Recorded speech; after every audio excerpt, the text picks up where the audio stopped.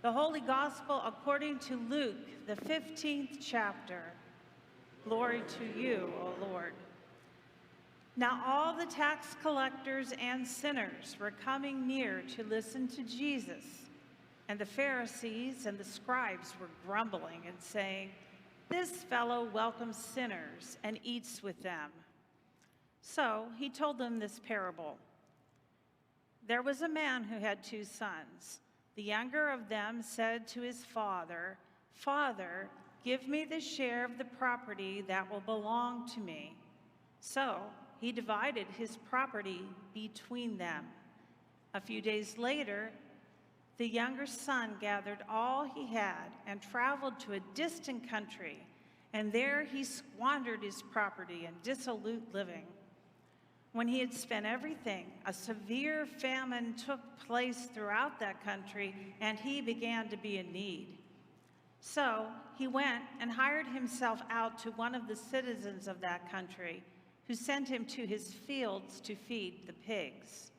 He would gladly have filled himself with the pods that the pigs were eating, and no one gave him anything.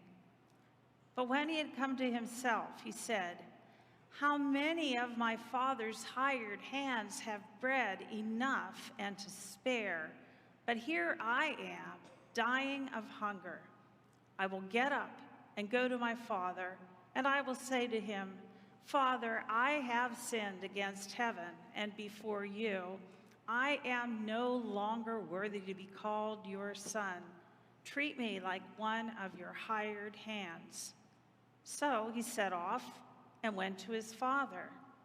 But while he was still far off, his father saw him and was filled with compassion. He ran and put his arms around him and kissed him. Then the son said to him, 'Father, I have sinned against heaven and before you.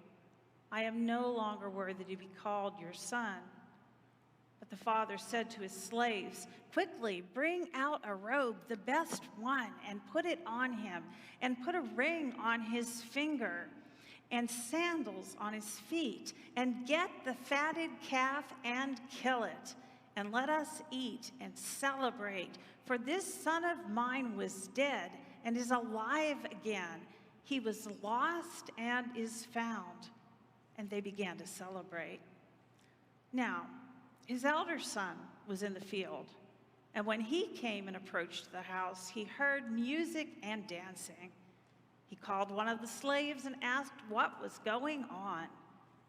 He replied, 'Your brother has come, and your father has killed the fatted calf because he has got him back safe and sound.' Then he became angry and refused to go in. His father came out and began to plead with him. But he answered his father, 'Listen, for all these years I have been working like a slave for you, and I have never disobeyed your command. Yet you have never given me even a young goat so that I might celebrate with my friends. But when this son of yours came back, who has devoured your property with prostitutes, you killed the fatted calf for him.' Then the father said to him, 'Son, you are always with me, and all that is mine is yours.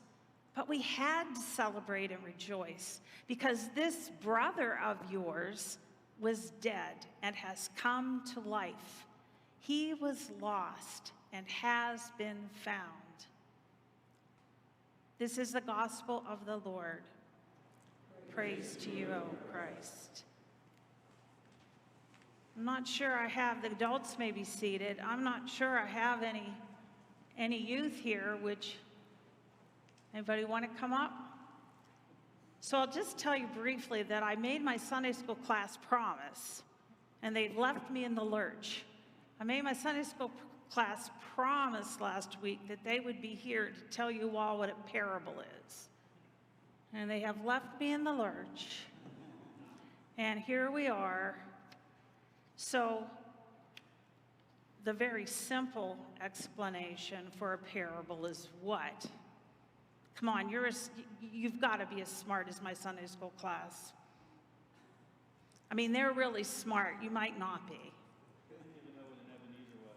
Well, I knew it only because that's one of my favorite hymns, but, my most favorite hymn we're going to sing later. I'm having a great day with hymns.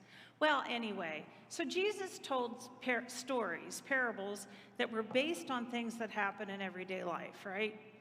So we all know something about cleaning the house. We all know something about planting a seed and growing a plant. We might not be good at either of those things, but we know what that is, right?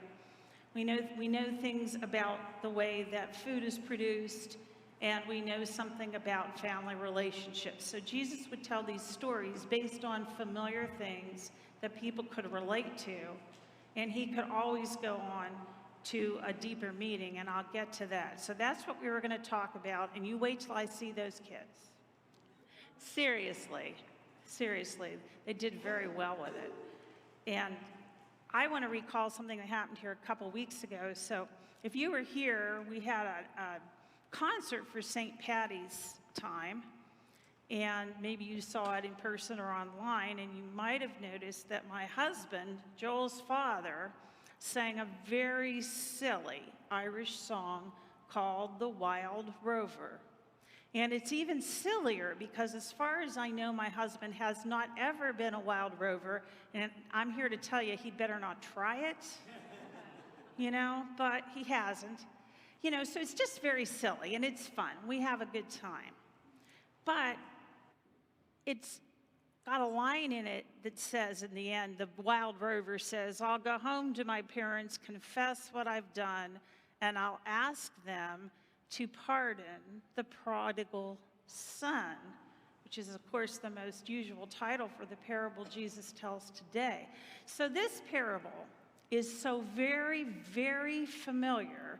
People have heard it so many times that it's even the punchline in a very silly Irish song. And sometimes when things are that familiar, it's kind of easy to lose the power that's behind the story. But even in the context of what my husband sings, suppose my husband was a wild rover, and suppose he had left a train of destruction everywhere he went. Suppose he had squandered his resources on himself and not helped anybody else. Well, Jesus' parable today would say that while he might face some real world consequences for that kind of behavior, Jesus would love him, Jesus would restore him, Jesus would forgive him, and Jesus would expect all of Christ's other followers to welcome him back in the same unconditionally loving, graceful way. And even though that character in the song is meant to be sort of a buffoon, we all know that there could have been some very destructive behavior associated with his lifestyle. Well, as I said a moment ago, Jesus tells these stories that are based on things that people already know something about in their everyday life. And the reason that he does this is that he wants us to just begin to understand what the reign of God, the dominion of God, the active rule of God, or what we most usually say the kingdom of God, is like. And when he tells these stories, here's a little tip-off. He's always very concerned to tell us that in God's kingdom, God is most concerned about the least, the littlest, the lowest, the lost, and even those who are dead or who are living in a kind of living death. That God's kingdom is especially for them. So, the amazingly good news when we hear this parable this morning is that we cannot do or neglect to do anything that is so egregious, so bad, so destructive. We cannot sin in any way that is so bad that God is not at work to turn us around, to bring us back. There is nothing we can say, nothing we can do, nothing we can fail to say or do that will keep Jesus from running toward us, arms wide open, with unconditional love, unconditional forgiveness.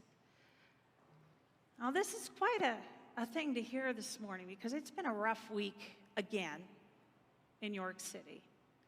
And we've had yet another young life snuffed out. And this is happening over and over again.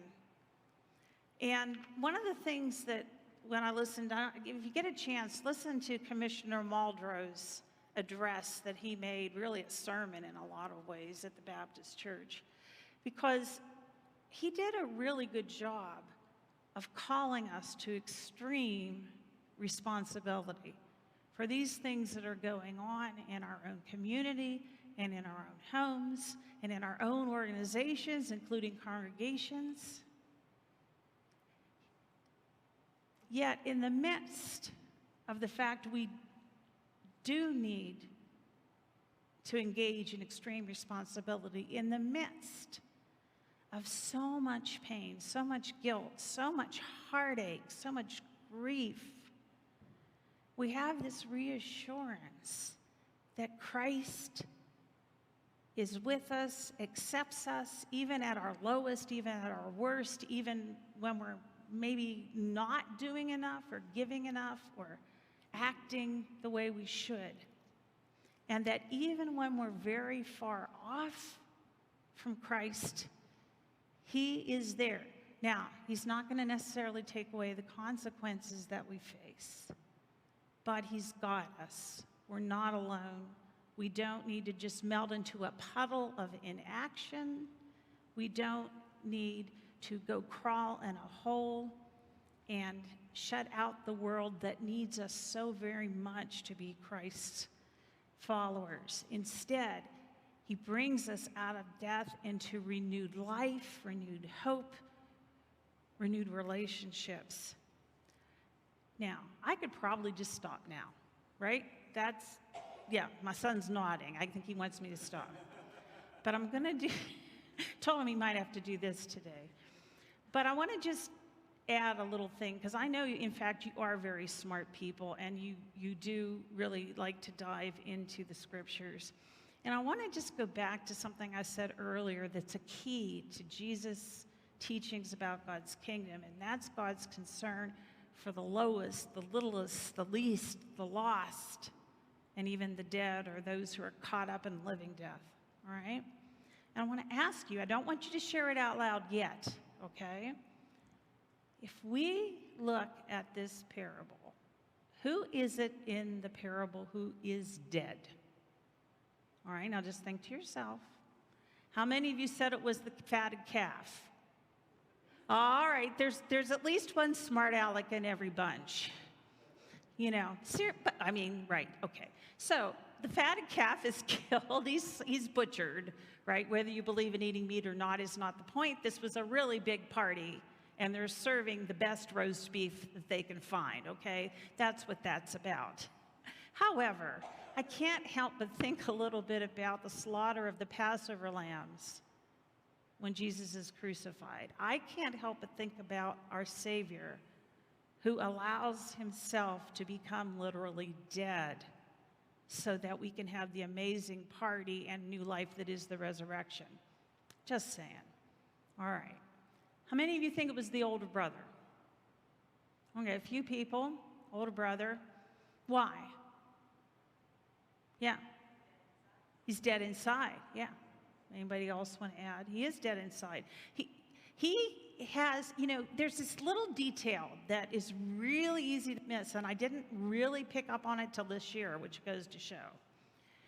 The father doesn't just give property to the younger brother. Oh no, when the younger brother asks for the inheritance, he divides it up between the two of them. So does this older brother need to be refraining from having a happy life? No. He has always had all of his father's abundance. in a lot of ways, he's done it to himself. And now he estranges himself from others. And a little bit like his brother, he takes himself out of the family and tries to make himself dead to them or dead to him. Because, and in a lot of ways, too, his problem is that he's not dead enough. And what I mean is, I know that's really weird. I am weird, just, you know this by now. Because he needs to die to himself, right? He needs to die to his own self-importance, his own self-righteousness, his own, I always do the right thing. That's a heavy burden to bear in a lot of ways. And he needs to die to all that and realize the gifts that are there for him. So that's the brother. How many of you think the most dead person in this is the one we call the prodigal son, the younger brother? Anybody think about him? Yes, Patty back there. Why?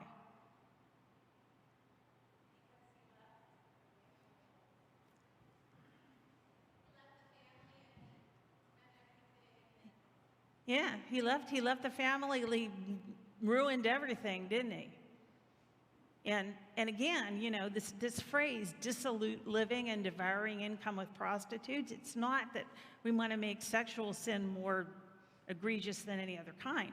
But we get the feeling that he has just left a path of destruction. He's left a path of anguish. He could have used his resources to help his neighbors in the famine. Instead, he's poured it all down the drain, and now, he can't help it himself, let alone anybody else.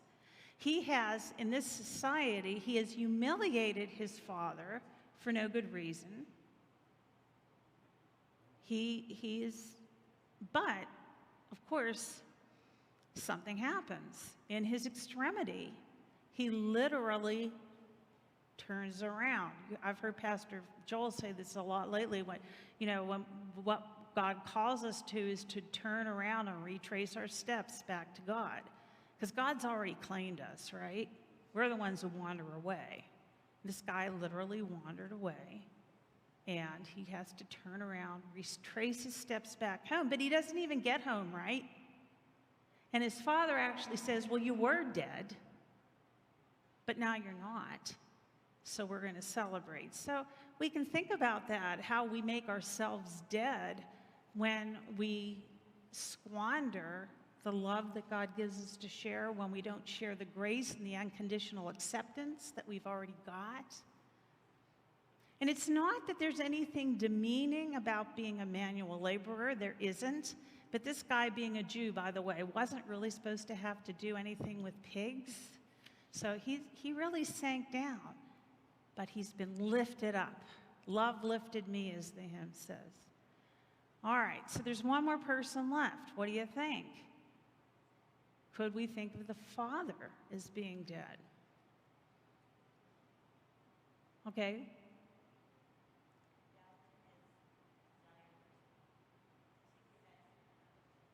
Well, that's really interesting. He died to the human impulse that we all have, I think, unless you're all very much more saintly than me, which could be, to want to get revenge, to want to punish when someone hurts us, someone humiliates us, when someone puts us through anguish and worry and fear and family strife and who knows what else, probably public ridicule.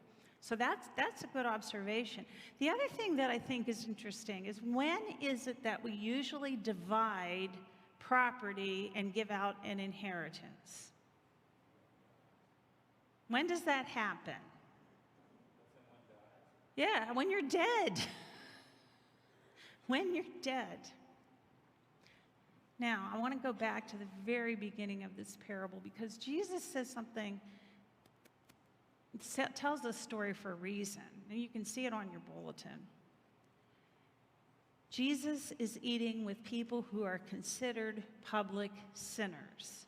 The tax collectors are considered sinful because they often gouged people and took more than the fair share of taxes for themselves.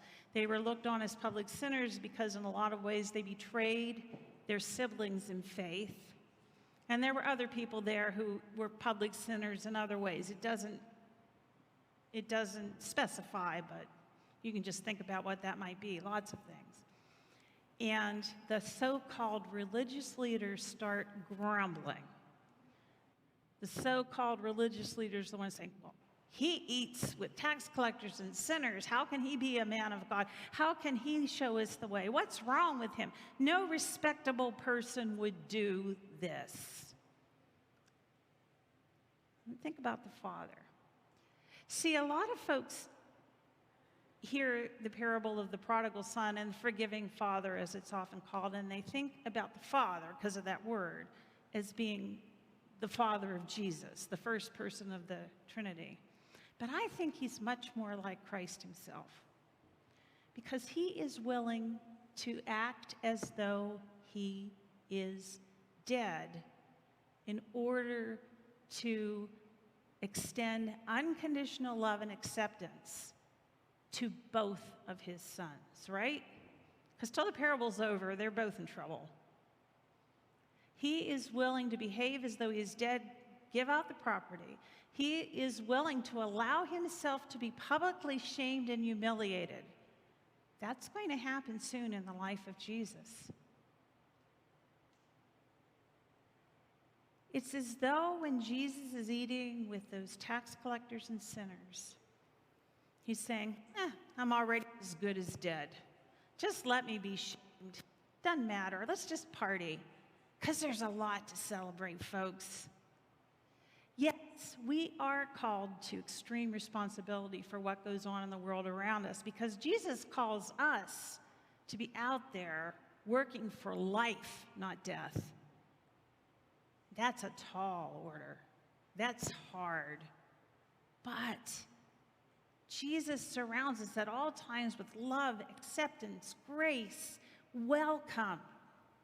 Because even though we muck it up over and over again, and we do, or we just close our eyes and we don't do what we should do, Jesus is running toward us with his arms wide open every time to get us going again in the life that he has in store for us.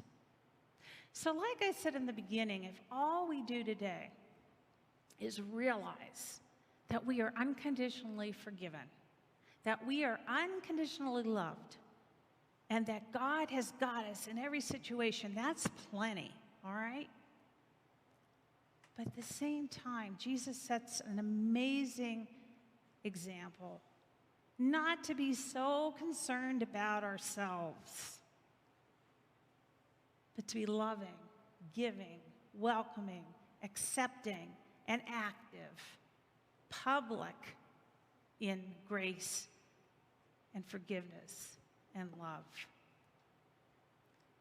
Maybe being dead isn't so bad, because on the other side of that is resurrection and new life in God's kingdom. Amen.